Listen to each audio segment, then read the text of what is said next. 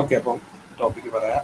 State executive article 153 to 167 of in part 6 of constitution deal with the state executive. State എക്സിക്യൂട്ടീവിൽ ആരൊക്കെ ഉണ്ടെന്ന് ചോദിച്ചാൽ governor, chief minister, council of ministers and advocate general of the state. ഇപ്പൊ state executive എന്ന് വെച്ചാൽ നമ്മൾ എപ്പോഴും പഠിക്കുമ്പോൾ യൂണിയൻ എക്സിക്യൂട്ടീവ് ആയിട്ട് കമ്പയർ ചെയ്ത് പഠിച്ചാൽ വളരെ എളുപ്പമായിരിക്കും. അപ്പൊ ഞാൻ പറയാം. കാര്യം ആ ഒരു മോഡ്യൂള്, നമ്മൾ തേർഡ് മോഡ്യൂളിൽ യൂണിയൻ എക്സിക്യൂട്ടീവിനെ കുറിച്ചും പ്രൈം മിനിസ്റ്ററിനെ കുറിച്ചും പ്രസിഡന്റിനെ കുറിച്ചും അതേപോലെ അറ്റോർണി ജനറലിനെ കുറിച്ചും ഒക്കെയാണ് ഡിസ്കസ് ചെയ്തത്. അപ്പൊ ഇവിടെ സെയിം സാധനം തന്നെയാണ്, പക്ഷേ സ്റ്റേറ്റ് യൂണിയൻ അല്ലെങ്കിൽ ഇന്ത്യക്ക് പകരം സ്റ്റേറ്റ് അത്രയേ ഉള്ളൂ വ്യത്യാസം. ഇപ്പോൾ ഫോർ എക്സാമ്പിൾ പ്രസിഡന്റിന് തുല്യമാണ് ആരെന്ന് പറയുന്നത് ഗവർണറാണ് എന്ന് പറയുന്നത് ഒരു സ്റ്റേറ്റിനെ സംബന്ധിച്ച്. പ്രൈം മിനിസ്റ്ററിന് തുല്യമാണ് ഒരു ചീഫ് മിനിസ്റ്റർ എന്ന് പറയുന്നത് സ്റ്റേറ്റിനെ സംബന്ധിച്ച്. യൂണിയൻ മിനിസ്റ്റേഴ്സ് അല്ലെങ്കിൽ യൂണിയൻ കൗൺസിൽ ഓഫ് മിനിസ്റ്റേഴ്സിന് തുല്യം തന്നെയാണ് കൗൺസിൽ ഓഫ് മിനിസ്റ്റേഴ്സ് എവിടെ സ്റ്റേറ്റിൽ. അറ്റോർണി ജനറലിന് ഇക്വലന്റ് ആണ് അഡ്വക്കേറ്റ് ജനറൽ. അതേപോലെ നമ്മൾ സ്റ്റേറ്റിന്റെ കേസ് പറഞ്ഞപ്പോൾ സുപ്രീം കോർട്ട് പറഞ്ഞു, ആ supreme court of India is equivalent to high court of states അല്ലെങ്കിൽ കേരള. അപ്പൊ അത് ഓർക്കേണ്ട കാര്യം എന്ന് വെച്ചാൽ അത്രയും പവർ ഇല്ല, പക്ഷെ ഇന്ത്യയിൽ അവരെന്തൊക്കെ ചെയ്തു, പക്ഷെ അവരെ പവർ കുറയും അല്ലെ. ഇന്ത്യയിൽ അവരെന്തൊക്കെ ചെയ്തു, അത് സുപ്രീം കോർട്ടിന്റെ പവർ ഹൈക്കോർട്ടിലില്ല, പക്ഷെ ഇന്ത്യയിലെ ടോപ്പ് മോസ്റ്റ് കോടതിയാണ് സുപ്രീം കോർട്ട് എന്ന് പറയുമ്പോൾ നമുക്ക് പറയാം കേരളത്തിലെ ടോപ്പ് മോസ്റ്റ് ഏതാണെന്ന് ചോദിച്ചാൽ ഹൈക്കോർട്ട് എന്ന് പറയാം. അതേപോലെ ഗവർണർ അല്ല president is the nominal executive of our Indian union, അല്ലെങ്കിൽ ഇന്ത്യയിലെ നോമിനൽ എക്സിക്യൂട്ടീവ് ആരായിരുന്നു? പ്രസിഡന്റ് ആയിരുന്നു. അപ്പൊ ആ രീതിയിൽ സ്റ്റേറ്റിൽ പറയുമ്പോൾ എന്താണ്? Governor is the nominal executive of state. Prime minister is the real executive of Indian union അല്ലെങ്കിൽ ഇന്ത്യ എന്ന് പറയുമ്പോൾ chief minister is the real executive of state. Council of മിനിസ്റ്റേഴ്സിന്റെ ജോലി ഏതാണ്ട് ഒരേപോലെ തന്നെയാണ്. കാര്യം കൗൺസിൽ ഓഫ് മിനിസ്റ്റേഴ്സ് എന്ത് ചെയ്യും? Council of ministers of India എന്ത് ചെയ്യും? പ്രൈം മിനിസ്റ്ററിനെ അസിസ്റ്റ് ചെയ്യും, എയ്ഡ് ചെയ്യും, ബാക്കി കാര്യങ്ങളൊക്കെ ആണെങ്കിൽ council of ministers of state എന്ത് ചെയ്യും എന്ന് വെച്ചാൽ ചീഫ് മിനിസ്റ്ററിനെ എയ്ഡ് ചെയ്യും, അതേപോലെ സഹായിക്കുകയും ചെയ്യും. Council of ministers of union appoint ചെയ്യുന്നത് പ്രൈം മിനിസ്റ്ററിന്റെ അഡ്വൈസർ കൂടി പ്രസിഡന്റ് ആയിരുന്നുവെങ്കിൽ കൗൺസിൽ ഓഫ് മിനിസ്റ്റേഴ്സ് ഓഫ് സ്റ്റേറ്റിനെ ആരാണ് അപ്പോയിന്റ് ചെയ്യുന്നത്? Governor by the advice of chief minister. കണ്ടോ, എല്ലാം സെയിം ആണ്. എല്ലാം സെയിം എന്ന് വെച്ചാൽ പവറിന് മാത്രമേ വ്യത്യാസമുള്ളൂ, ഫംഗ്ഷൻ ഏതാണ്ട് സെയിം തന്നെയാണ്. Attorney general is the top most law officer of India അല്ലെങ്കിൽ Indian union. Advocate general is the top most law officer of state. Okay, അപ്പൊ ആ രീതിയിൽ കണക്റ്റഡ് ആണ് എന്താണ് യൂണിയൻ എക്സിക്യൂട്ടീവും സ്റ്റേറ്റ് എക്സിക്യൂട്ടീവും എന്ന് പറയുന്നത്. അപ്പൊ അതുകൊണ്ട് നമുക്ക് പഠിക്കാനും വളരെ എളുപ്പമാണ്. ഓക്കെ, അപ്പൊ നമുക്ക് ഇനി സ്റ്റേറ്റ് എക്സിക്യൂട്ടീവിലോട്ട് പോവാം. അപ്പോൾ പ്രസിഡന്റിനെ പറഞ്ഞത് ചെറിയ മാറ്റങ്ങൾ വരുത്തിയാൽ സത്യത്തിൽ ഗവർണർ ആവും. ചെറിയതല്ല, പവർ വെച്ച് നോക്കിയാൽ വളരെ വ്യത്യാസമുണ്ട്. കാര്യം ഒരാൾ ഇന്ത്യ മൊത്തത്തിൽ കൺട്രോൾ ചെയ്യുന്നു, വേറെ ഒരാൾ ഒരു സ്റ്റേറ്റിനെയാണ് കൺട്രോൾ ചെയ്യുന്നത്. പക്ഷെ നമ്മൾ റെസ്പോൺസിബിലിറ്റി പറയുമ്പോൾ ഓഫ് ഇന്ത്യ എന്ന് പറയുന്നതിന് പകരം ഓഫ് സ്റ്റേറ്റ് എന്ന് പറഞ്ഞാൽ മതിയാവും. പ്രൈം മിനിസ്റ്റർ എന്ന് പറയുന്നതിന് പകരം ചീഫ് മിനിസ്റ്റർ എന്ന് പറഞ്ഞാൽ മതിയാവും അല്ലെ. പ്രസിഡന്റിന്റെ സ്ഥാനത്ത് ഗവർണർ. അപ്പോൾ നമുക്ക് അതൊന്നും നോക്കാം, കമ്പാരിസണിലോട്ട് പോവാം. ഓക്കെ, അപ്പൊ ആ കമ്പയർ ചെയ്ത് പഠിച്ചാൽ വളരെ എളുപ്പമായിരിക്കും. കാരണം ഒരെണ്ണം പഠിച്ചാൽ അടുത്തതിലോട്ട് പോവാം. ഇപ്പൊ സ്റ്റേറ്റ് എക്സിക്യൂട്ടീവ് ആണ്. സ്റ്റേറ്റ് എക്സിക്യൂട്ടീവില് governor, chief minister, council of ministers. എക്സിക്യൂട്ടീവിന്റെ ജോലി സ്റ്റേറ്റിലായാലും സെൻട്രലായാലും ഒരേ ജോലി തന്നെയാണ്. നിയമം ഉണ്ടാക്കുന്നത്, നടപ്പിലാക്കുക എന്നുള്ളതാണ് എക്സിക്യൂട്ടീവിന്റെ ജോലി. അത് സ്റ്റേറ്റിൽ നടപ്പിലാക്കുന്നതാണ് സ്റ്റേറ്റ് എക്സിക്യൂട്ടീവ്. മൊത്തത്തിൽ നടപ്പിലാക്കുന്നവർ എന്താണ്? യൂണിയൻ എക്സിക്യൂട്ടീവ് ആണ് ഇന്ത്യയിൽ മൊത്തത്തിൽ നടപ്പിലാക്കുന്നത്. ഓരോ സ്റ്റേറ്റിലും ഇത് നടപ്പിലാക്കണം. അതിന് ബാധ്യസ്ഥ ഉള്ളവരാരൊക്കെയാണ്? സ്റ്റേറ്റ് എക്സിക്യൂട്ടീവ് ആണ്. സ്റ്റേറ്റ് എക്സിക്യൂട്ടീവ് ആരൊക്കെ ഉണ്ടെന്ന് വെച്ചാൽ ഗവർണർ ഉണ്ട്, chief minister, council of ministers. അപ്പോൾ ഇനി ഗവർണറിന്റെ ഇതിലോട്ട് പോകാം. Governor is the chief executive head of the state. ഞാൻ പറഞ്ഞു പ്രസിഡന്റിനെ പോലെ തന്നെയാണ് സ്റ്റേറ്റിനെ സംബന്ധിച്ച് ഗവർണർ. So he is the chief executive head of state. ഗവർണറിനെ ആരാണ് അപ്പോയിന്റ് ചെയ്യുന്നത്? എങ്ങനെയാണ് അപ്പോയിന്റ് ചെയ്യുന്നതാണ്? ഗവർണറിനെ അപ്പോയിന്റ് ചെയ്യുന്ന ആർട്ടിക്കിൾ 155 അനുസരിച്ചിട്ടാണ്. He is appointed by the president by warrant under his hand and seal. ഇപ്പോ ഗവർണറിന്റെ അപ്പോയിന്റ്മെന്റ് ഒരു പ്രത്യേകത എന്ന് വെച്ചാൽ ഇലക്ഷൻ അല്ല, പ്രസിഡന്റിന്റെ ഇലക്ഷൻ ആണ്. ആരൊക്കെയാണ് എലക്ട് ചെയ്തത് എന്നുള്ളത് ആലോചിക്കുക. പ്രസിഡന്റിന് ലോക്സഭ രാജ്യസഭ അവിടെയുള്ള ഇലക്ടഡ് മെമ്പേഴ്സ് ആണ് പ്രസിഡന്റിനെ എലക്ട് ചെയ്യുന്നത്. ഓൾറെഡി നമ്മൾ ഡിസ്കസ് ചെയ്തു. പക്ഷെ ഗവർണറിന് ഇലക്ഷൻ ഒന്നുമില്ല. എന്താണ്? He simply appointed by a warrant by president under his hand and seal. President ഒരു അപ്പോയിന്റ്മെന്റ് ഓർഡർ കണക്ക് ഒരു സാധനം കൊടുത്താൽ മതി, അപ്പോയിന്റ്മെന്റ് ഓഫ് ഗവർണർ ആയി. There is no election. അതായത് he's a nominee of central government. നമുക്കറിയാം എപ്പോഴും സെൻട്രൽ ഗവൺമെന്റിന് വളരെ വേണ്ടപ്പെട്ടവരായിരിക്കും ഗവർണേഴ്സ് ആയിട്ട് അപ്പോയിന്റ് ചെയ്യുന്നത്. വേറെ രീതി നമുക്ക് പറയാം he's an agent of central government എന്നും പറയാം. സാധാരണ ഒരു സ്റ്റേറ്റിന്റെ ഫംഗ്ഷൻ സെൻട്രലിനെ അറിയിക്കുന്ന അല്ലെങ്കിൽ സെൻട്രലിന്റെ ഒരു ഏജന്റ് ആയിട്ടാണ് ആര് ആക്ട് ചെയ്യുന്നത്? ഗവർണർ ആക്ട് ചെയ്യുന്നത്. Qualification of governor article 157 he should be A citizen of India. അത് ഗവർണറിന്റെ മാത്രമല്ല, ഉള്ള എല്ലാത്തിന്റെയും ക്വാളിഫിക്കേഷൻ അതാണ്. ഈ ഏജ് മാത്രമാണ് മാറുന്നത്. ലോക്സഭ 25, രാജ്യസഭ 30, അങ്ങനെ ആ രീതിയിൽ ഗവർണറിന്റെ എത്രയാണ്? He should be completed the age of 35. 35 വയസ്സ് കഴിഞ്ഞവർക്ക് ഗവർണർ ആവാം. ഇനി ഓത്തിനെ കുറിച്ചൊന്നും ഇവിടെ ഞാൻ പറഞ്ഞിട്ടില്ല, പക്ഷെ എപ്പോഴും സിമിലർ ആണ്. ഹി ഷുഡ് എന്താണ് uphold the sovereignty of our Indian union. അപ്പൊ അതേപോലെ കോൺസ്റ്റിറ്റ്യൂഷനെ ബഹുമാനിക്കണം, ഇന്റഗ്രിറ്റിയും സോവർണിറ്റിയും ഒക്കെ അപ്ഹോൾഡ് ചെയ്യണം. പ്രോഫിറ്റ് ഒന്നും ഉണ്ടാവാൻ പാടില്ല, പ്രോഫിറ്റ് ഉള്ള ഒരു ഓഫീസിന് വർക്ക് ചെയ്യാൻ പാടില്ല. അതായത് ഗവൺമെന്റിന്റെ സെൻട്രൽ ഗവൺമെന്റിലെയോ സ്റ്റേറ്റ് ഗവൺമെന്റിന്റെ കീഴിലുള്ള ഒരു ഓഫീസിന് വർക്ക് ചെയ്യാൻ പാടില്ല. അങ്ങനെ ഉണ്ടെങ്കിൽ എന്ത് ചെയ്യണം? അതിനു മുമ്പ് റിസൈൻ ചെയ്തിരിക്കണം. വേറൊരു കാര്യങ്ങളുണ്ട്, കണ്ടീഷൻ ഓഫ് ഗവർണേഴ്സ് ഓഫീസ്. എന്താണ്? ഞാൻ ഇപ്പം പറഞ്ഞതെല്ലാം കോമൺ കാര്യങ്ങളാണ്. എന്താണ്? ഗവർണർ ആയാലും പ്രസിഡന്റ് ആയാലും പ്രൈം മിനിസ്റ്റർ ആയാലും ചീഫ് മിനിസ്റ്റർ ആയാലും ആരായാലും ഞാൻ ഈ പറഞ്ഞിട്ടുള്ളതെല്ലാം കോമൺ ആണ്. എന്താണ്? അപ്ഹോൾഡ് സോവർണിറ്റി ആൻഡ് ഇന്റഗ്രിറ്റി വേണം, സിറ്റിസൺ ഓഫ് ഇന്ത്യ ആയിരിക്കണം, പിന്നെ എന്താണ് പ്രോഫിറ്റ് ഉള്ള ഒരു ഇൻസ്റ്റിറ്റ്യൂഷനിൽ വർക്ക് ചെയ്യാൻ പാടില്ല. അപ്പൊ അങ്ങനെ കുറെ കാര്യങ്ങൾ കോമൺ ആണ്. അത് കൂടാതെ നമുക്ക് ഓരോന്നിനനുസരിച്ച് മാറും. ഫോർ എക്സാമ്പിൾ പ്രസിഡന്റിന്റെ കേസിൽ നമ്മൾ പറഞ്ഞു പ്രസിഡന്റ് MP ആവാൻ പാടില്ല, ഒരു പാർലമെന്റിലെയും MP ആവാൻ പാടില്ല. അതേപോലെ ഗവർണറിന്റെ കേസിൽ എന്താണ്?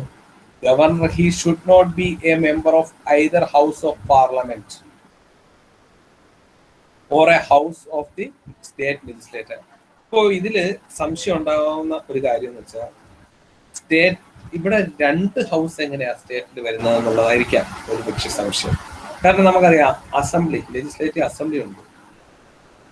പിന്നെ ഏതാണ് രണ്ടാമത്തെ ഹൗസ് എന്ന് പറഞ്ഞാൽ ലെജിസ്ലേറ്റീവ് കൗൺസിൽ എന്ന് പറഞ്ഞ് വേണമെങ്കിൽ സ്റ്റേറ്റില് ഒരു അനദർ ഹൗസും കൂടെ ഉണ്ടാക്കാൻ പറ്റും. മിക്ക സ്റ്റേറ്റും ഇപ്പൊ കേരളത്തിലൊക്കെ ഒറ്റ ഒരെണ്ണേ ഉള്ളൂ. There is only one house and is our state legislator. ഒരെണ്ണേ കേരളത്തിലുള്ളൂ. അതുകൊണ്ടാണ് നമുക്ക് അതിനെ കുറിച്ച് ഫെമിലിയർ ആവാത്തത്. പക്ഷെ സ്റ്റേറ്റ് ലെജിസ്ലേറ്റീവ് കൗൺസിൽ എന്ന് പറഞ്ഞിട്ടുണ്ട്, കൗൺസിലുണ്ട്. അസംബ്ലി കൂടാതെ, സ്റ്റേറ്റ് ലെജിസ്ലേറ്റീവ് അസംബ്ലി കൂടാതെ ലെജിസ്ലേറ്റീവ് കൗൺസിൽ എന്ന് പറഞ്ഞ് ഒരു ഹൗസ് കൂടെ ഉണ്ട്. ചില സ്റ്റേറ്റിലുണ്ട്, പക്ഷെ മിക്ക സ്റ്റേറ്റുകളും, തമിഴ്നാട് പോലുള്ള സ്റ്റേറ്റുകളൊക്കെ അത് നിർത്തി. മിക്ക സ്റ്റേറ്റുകളും അത് നിർത്തി കൊണ്ടുവരികയാണ്. കാരണം അതിന് പ്രത്യേകിച്ച് വലിയ റോളില്ല, ഒരുപാട് ചിലവുമാണ്. കാരണം they are having the equal status as that of legislative assembly members. ഒരു MLAക്കുള്ള എല്ലാ ആനുകൂല്യവും ലെജിസ്ലേറ്റീവ് കൗൺസിലുള്ളവർക്ക് കൊടുക്കണം. അവർക്ക് ഈക്വൽ സ്റ്റാറ്റസ് ആണ്. എന്നാൽ അവർക്ക് വലിയ റോൾ ഉണ്ടോ? മറ്റേതിൽ നമുക്ക് റോൾ ഉണ്ട്. ഏതാണ്? ലോക്സഭയിലും രാജ്യസഭയിലും ഈക്വൽ റോൾ ഉണ്ട്. സ്റ്റേറ്റിനെ റെപ്രസെന്റ് ചെയ്യണം രാജ്യസഭയിലുള്ളവർ. ഒരു ബില്ല് പാസ്സാവണമെങ്കിൽ 2 പേരും സൈൻ ചെയ്യണം. പക്ഷെ ഇവര് ഒരു ലെജിസ്ലേറ്റീവ് കൗൺസിൽ എന്ന് പറഞ്ഞാൽ ആക്ച്വലി ഇറ്റ് ഈസ് ഒരു ബർഡൻ ആണെന്ന് വേണമെങ്കിൽ പറയാം, സിമ്പിൾ ആയിട്ട്. അതുകൊണ്ടാണ് മിക്ക സ്റ്റേറ്റുകളും അത് എന്ത് ചെയ്തത്, അത് വേണ്ട എന്ന് തീരുമാനിച്ചത്. ബട്ട് ഇപ്പോഴും കറന്റ് ചില സ്റ്റേറ്റുകളിൽ എന്തുണ്ട്? ലെജിസ്ലേറ്റീവ് കൗൺസിൽ ഉണ്ട്. അത് ഉദ്ദേശിച്ചിട്ടാണ് 2 ഹൗസിലും മെമ്പർഷിപ്പ് പാടില്ല, ഒരു ഹൗസിൽ പോലും മെമ്പർഷിപ്പ് പാടില്ല എന്ന് പറയുന്നത്. As far as our Kerala is considered എന്താണ്? there is only one house and it is known as our legislative assembly. പക്ഷേ ചില സ്റ്റേറ്റുകളിൽ ലെജിസ്ലേറ്റീവ് കൗൺസിൽ ഉണ്ട്. ഓക്കെ, അപ്പോ ഒരു മെമ്പറും ആവാൻ പാടില്ല. ഏതാണ്? ഗവർണറിന്റെ ഓഫീസ്. അതായത് ഗവർണേഴ്സ് ഓഫീസ് എന്ന് വെച്ചാൽ ഒരു ഗവർണർ എന്താവാൻ പാടില്ല എന്ന് തന്നെയാണ് അവിടെ പറയുന്നത്. he should not be a member of either house of the parliament. he should not hold any office of profit. ഇതൊക്കെ നമുക്ക് അറിയാം. പിന്നെ he is entitled without payment of rent to the use of his official residence. രാജ്ഭവനിൽ വാടക കൊടുക്കാതെ താമസിക്കാം. ഒരു വലിയ കാര്യമായിട്ടാണ് പറയുന്നത്. അതായത് നമ്മളെ വീടാണ് രാജ്ഭവൻ, അല്ലെ? നമ്മളെന്ന് വെച്ചാൽ ഗവർണർ പറയുന്നതാണ്. ഗവർണറിന്റെ വീട് രാജ്ഭവൻ. രാജ്ഭവനിൽ ഗസ്റ്റുകൾക്ക് താമസിക്കാം, പക്ഷെ അവര് റെന്റ് കൊടുക്കേണ്ടി വരും സാധാരണ കേസിൽ. അത് സാധാരണ ഗവൺമെന്റ് തന്നെയാണ് ആ റെന്റ് ഡീൽ ചെയ്യുന്നത്. പക്ഷെ ഒരു റെന്റ് പോലും ഇല്ലാതെ ഒഫീഷ്യൽ റെസിഡൻസിൽ, അതായത് ഗവർണറിന്റെ ഒഫീഷ്യൽ റെസിഡൻസ് എന്താണ്? രാജ്ഭവനാണ്. അപ്പൊ ആ രാജ്ഭവനിൽ റെന്റ് ഒന്നും കൊടുക്കാതെ താമസിക്കാന്ന് പറയുന്നേ ഉള്ളൂ, വേറെ കാര്യമൊന്നുമില്ല. പാർലമെന്റ് തീരുമാനിക്കുന്ന എല്ലാ ആനുകൂല്യങ്ങളും എന്തുണ്ടാവും? ഗവർണറിനുണ്ടാവും. ഇനി when the same person is appointed as governor, ഒരു ഗവർണറിനെ തന്നെ ഒന്നോ അധികമോ സ്റ്റേറ്റുകളിൽ ഗവർണറായിട്ട് അപ്പോയിന്റ് ചെയ്യാം. അതായത് കേരളത്തിന്റെ ഗവർണറിനെ തന്നെ തമിഴ്നാട്ടിലെ ഗവർണറും ആക്കാം, ബുദ്ധിമുട്ടൊന്നും ഇല്ല. പക്ഷെ അങ്ങനെ ചെയ്താൽ ഇരട്ടി ശമ്പളമൊന്നും കിട്ടത്തില്ല. അങ്ങനെ ചെയ്താൽ എന്താണ് പ്രത്യേകത എന്ന് വെച്ചാൽ, കേരളവും തമിഴ്നാടും കൂടെ ഒരു ഗവർണറിന്റെ സാലറി ഇപ്പോൾ 3,50,000 ആണ്. അപ്പോൾ ഒരു ഗവർണറിന്റെ സാലറി എത്രയെന്നല്ല, ഉള്ള സാലറി ഷെയർ ചെയ്യാം, അവർക്ക് ഷെയർ ചെയ്യാം, അത്രേ ഉള്ളൂ. അല്ല ഒരു സ്റ്റേറ്റിന് 3,50,000 രൂപ ഉള്ളത് കൊണ്ട് 2 സ്റ്റേറ്റിനും കൂടെ 7 ലക്ഷം കിട്ടില്ല. പകരം ഈ 3.5 ലക്ഷം രൂപ 2 സ്റ്റേറ്റ് കൂടെ അവരെ ഇഷ്ടത്തിനനുസരിച്ച് പ്രൊപ്പോർഷനലി ഡിവൈഡ് ചെയ്യാം. അത് അവരെ ഇഷ്ടത്തിനല്ല, പ്രസിഡന്റ് പറയുന്നതനുസരിച്ച് ഡിറ്റർമിൻ ചെയ്യാൻ പറ്റും. ഓക്കെ. ഇനി ഗവർണറിന്റെ ഓഫീസിന്റെ ടേംസ് ആർട്ടിക്കിൾ 156 ആണ് അത് ഡീൽ ചെയ്യുന്നത്. അപ്പോൾ ഒരു കാര്യം ഓർക്കുക, ഗവർണറിന് പ്രത്യേകിച്ച് ടേം ഒന്നുമില്ല. മാക്സിമം 5 years വരെയാണ് അറ്റേ സ്ട്രെച്ച് പോകുന്നത്. പക്ഷേ ഈ 5 years എന്ന് വെച്ചാൽ subject to the pleasure of president ആണ്. 5 വർഷം വരെ പോകാം, പക്ഷെ പ്രസിഡന്റിന്റെ പ്ലഷർ അനുസരിച്ചിട്ടാണ്. ഈ ഗവർണറിനെ റിമൂവ് ചെയ്യാൻ ഒരു ബുദ്ധിമുട്ടുമില്ല. പ്രസിഡന്റിന് സുഖമായിട്ട് റിമൂവ് ചെയ്യാം. ഗവർണറിനെ വേണമെങ്കിൽ രാജിവെക്കാം. ഇതേപോലെ ഗവർണറിനെ വേണമെങ്കിൽ പ്രസിഡന്റ് എന്ത് ചെയ്യാം? ട്രാൻസ്ഫർ ചെയ്യിക്കാം. ട്രാൻസ്ഫർ ചെയ്യിക്കുക എന്ന് വെച്ചാൽ വേറെ ഒരു സ്റ്റേറ്റിലോട്ട് അപ്പോയിന്റ് ചെയ്യാം.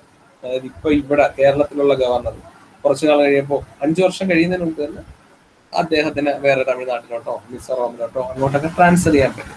സാധാരണ ഒരു സർക്കാർ മാറുമ്പോൾ, കാരണം സർക്കാരിന്റെ ഒരു ഏജന്റ് എന്ന് നമുക്ക് പറയാമല്ലോ, മാറുമ്പോൾ സ്വാഭാവികമായിട്ടും ഗവർണർമാർ രാജിവെക്കാറാണ് പതിവ്.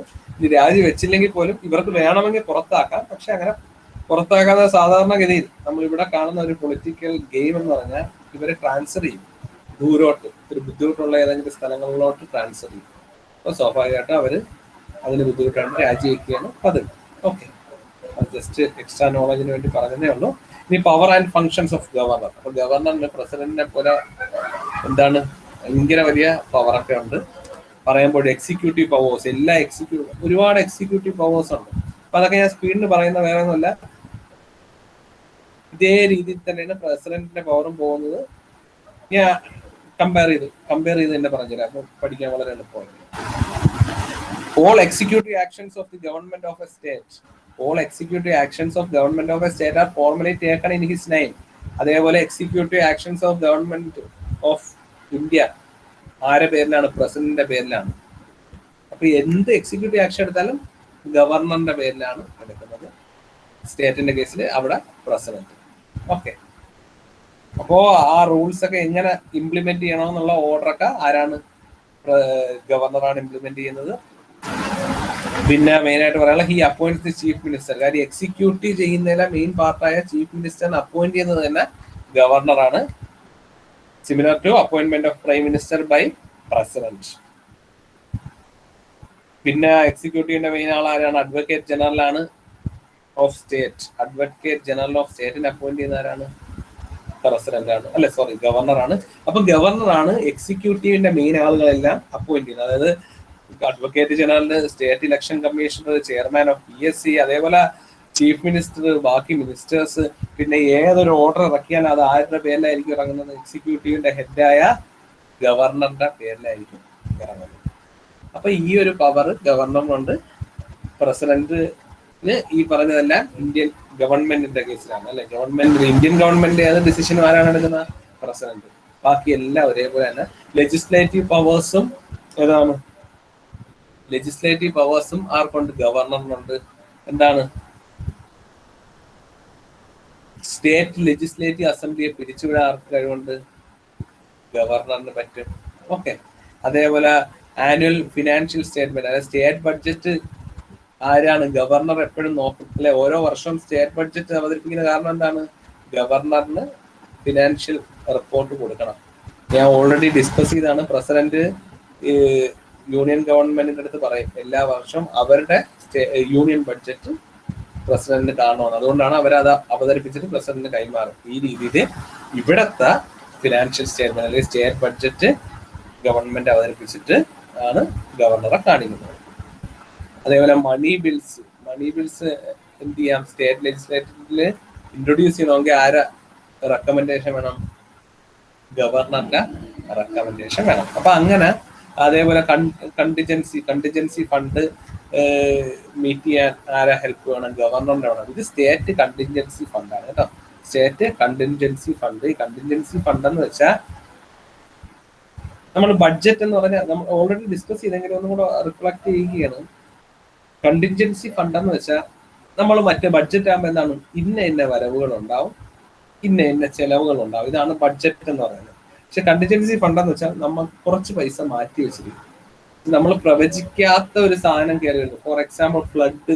നമ്മൾ ആരും വരുമെന്ന് വിചാരിച്ചൊരു കാര്യമില്ല അന്ന്. അപ്പൊ ഫ്ലഡ് പെട്ടെന്ന് വന്നതാണ്. അപ്പോൾ പൈസ പെട്ടെന്ന് ഗവൺമെന്റിന് ഇതിന് ഫണ്ട് വെച്ചിട്ടില്ല. ഫ്ലഡിന് എതിരെ നമ്മൾ ഓരോന്ന് ചെയ്യാൻ, അല്ലെ? ഫ്ലഡ് വരുമ്പോൾ അതിന് ആൾക്കാർക്ക് അക്യുമുലേറ്റ് ചെയ്യണം, ഓരോ സ്ഥലത്ത് കൊണ്ടുപോകണം, ക്യാമ്പുകൾ ഉണ്ടായിരിക്കണം, അവർക്കുള്ള ഫുഡ് കൊടുക്കണം, അതേപോലുള്ള അതിനുവേണ്ടി എക്സ്ട്രാ കുറെ ചിലപ്പോൾ ഹെലികോപ്റ്ററോ അങ്ങനെയൊക്കെ കുറെ കാര്യങ്ങൾ എക്സ്ട്രാ വേണ്ടി വരും. അപ്പൊ അതിനുവേണ്ടി ഒരു ഫണ്ട് എപ്പോഴും കണ്ടിൻജൻസി ഫണ്ട് എന്ന് പറഞ്ഞിട്ടിരിക്കും. എന്ന് വെച്ചാൽ നേരത്തെ അറിയാത്ത, നമ്മൾ ഫോർസ് ചെയ്യും, നമ്മൾ പ്രവചിച്ചതല്ലാത്ത അല്ലെങ്കിൽ ഇതിനു മുമ്പ് കണ്ടിട്ടില്ലാത്ത എക്സ്പെൻഡിച്ചർ വരുമ്പോൾ, ഒരു പെട്ടെന്നൊരു മഹാമാരി വരുന്നു, അല്ലെങ്കിൽ പെട്ടെന്നൊരു ഫ്ലഡ് വരുന്നു, അല്ലെങ്കിൽ നമുക്ക് പെട്ടെന്ന് എന്തെങ്കിലും ഒരു പ്രോബ്ലം വരുന്നു, അങ്ങനെയൊക്കെ ഉള്ള ഒരു മാറാ രോഗം വരുന്നു, അങ്ങനെയൊക്കെ ഉള്ള കേസ് വരുമ്പോൾ ഈ കണ്ടിൻജൻസി ഫണ്ടാണ് ഉപയോഗിക്കുന്നത്. അത് ആരാണ്? ഗവർണറാണ് അതിന്റെ custodian. So is giving that. പിന്നെ അതേപോലെ ഫിനാൻസ് കമ്മീഷനെ ഒക്കെ പ്രസിഡന്റ് ആണ് അനുവദിക്കുന്നത്. എന്തിനാണ്? 5 years.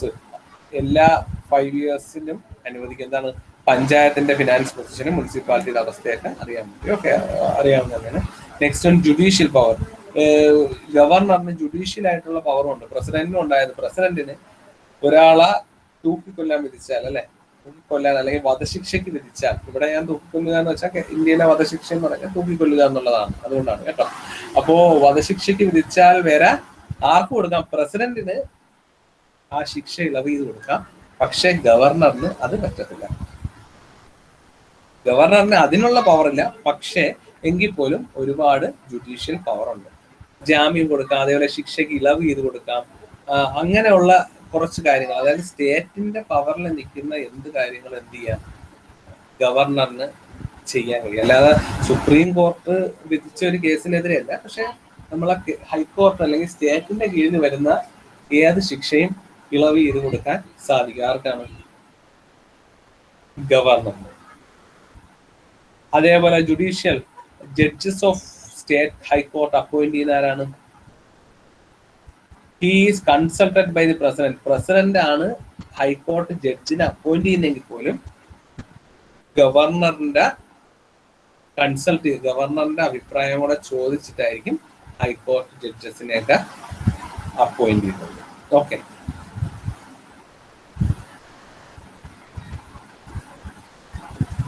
അതേപോലെ he make posting promotion of state high court. അപ്പൊ ഹൈക്കോർട്ടിലെ ജഡ്ജസിനെ സംബന്ധിച്ചുള്ള പ്രൊമോഷനും പോസ്റ്റിങ്ങും ബാക്കി കാര്യങ്ങളൊക്കെ ആരാണ് തീരുമാനിക്കുന്നത്? ഗവർണറാണ്. അപ്പൊ ജുഡീഷ്യൽ പവർ ഒരുപാട് ആർക്കുണ്ട്? ഗവർണറുണ്ട്. ജുഡീഷ്യൽ പവർ എന്ന് വെച്ചാൽ റിലേറ്റഡ് ടു ജുഡീഷ്യറി. അപ്പൊ ജുഡീഷ്യറി ആയിട്ട് റിലേറ്റ് ചെയ്തിട്ടുള്ള പവർ ആർക്കുണ്ട്? ഗവർണറിനുണ്ട്. അതുകൊണ്ടാണ് ജഡ്ജസിന്റെ പ്രൊമോഷൻ, ജഡ്ജസിനെ അപ്പോയിന്റ് ചെയ്യുന്നത്. പിന്നെ ഒരാളെ ശിക്ഷിക്കപ്പെട്ട്, അല്ലെ, ജുഡീഷ്യറി ശിക്ഷിച്ച ഒരാളിനെ ഇളവ് കൊടുക്കണമെങ്കിൽ എന്ത് ചെയ്യണം? ഇളവ് കൊടുക്കണമെങ്കിൽ ഗവർണറിനെ കൊണ്ട് സാധിക്കും. ഓക്കെ.